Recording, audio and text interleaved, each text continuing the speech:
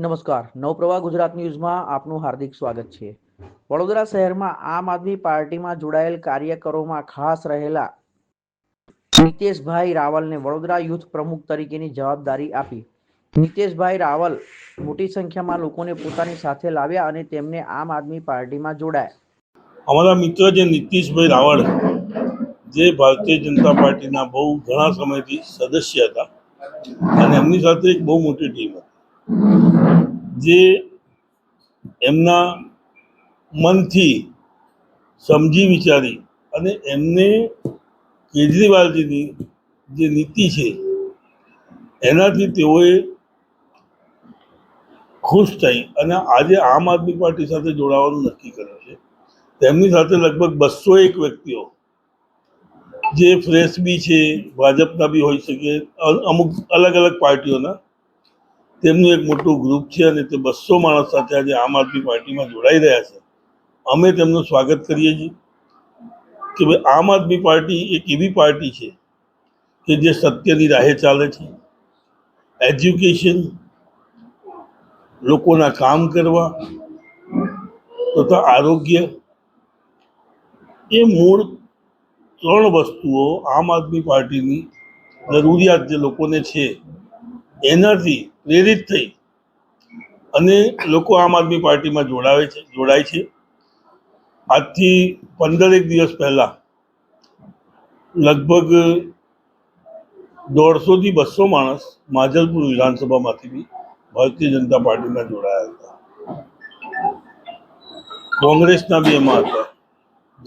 આજે વિવિધ પાર્ટીઓના 200 માણસો જ્યારે આમ આદમી પાર્ટીમાં જોડાતા હોય તો અમારા માટે આમ આદમી પાર્ટી ઘણા આનંદની વાત છે અને અમે બી એમને અમારી સાથે રાખી એકબીજાની સાથે ખભેથી ખભા મિલાવી અને પાર્ટીને પૂર ઝુંબેશથી આગળ લઈ જવાનો પ્રયત્ન કરીશું।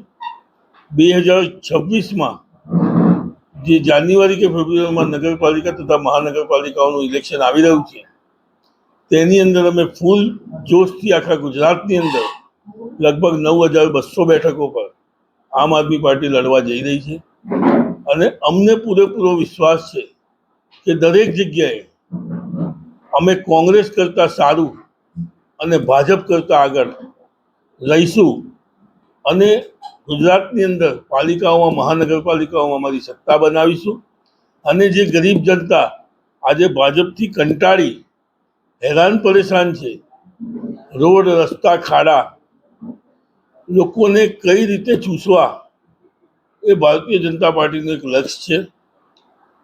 કોર્પોરેશન હોય કે સ્ટેટ હોય કે સેન્ટ્રલ સ્ટેટ હોય, ભારતીય જનતા પાર્ટી પોતાના ખિસ્સા ભરવામાં જ અગ્રણીય છે। કોંગ્રેસ અને ભાજપ બે ભાઈ બેન છે તો આપણે જોઈ જ લીધું છે, કોંગ્રેસ હવે બજારમાં ક્યાંય જ નથી। આ વખતના દરેક ઇલેક્શનમાં આમ આદમી પાર્ટી અને ભાજપની સીધી ટક્કર રહેશે અને આમ આદમી પાર્ટી ભાજપ કરતાં દરેક જગ્યાએ સરસાઈ મેળવશે અને પોતાની સરકાર બનાવવામાં સક્ષમ રહેશે। જી જરૂર। સૌપ્રથમ તો હું આમ આદમી પાર્ટીના જે આજે જોડાયો છું તે પાર્ટીનો હું ખૂબ ખૂબ આભાર વ્યક્ત કરું છું। મારી સાથે ઘણા લોકો પણ અત્યારે 230 લોકો મારી સાથે જોડાવા અહીંયા આવ્યા છે। મને જે આમ આદમી પાર્ટી એટલે અમારી પાર્ટી જે ભરોસો આપ્યો છે, જે ભરોસો કર્યો છે મારા પર, વડોદરાની જે જવાબદારી આપી છે, શહેર યુથ પ્રમુખ તરીકે મને જે જવાબદારી આપી છે, હું 100% એ જે ભરોસો રાખ્યો છે હું નિભાવીશ તેનો।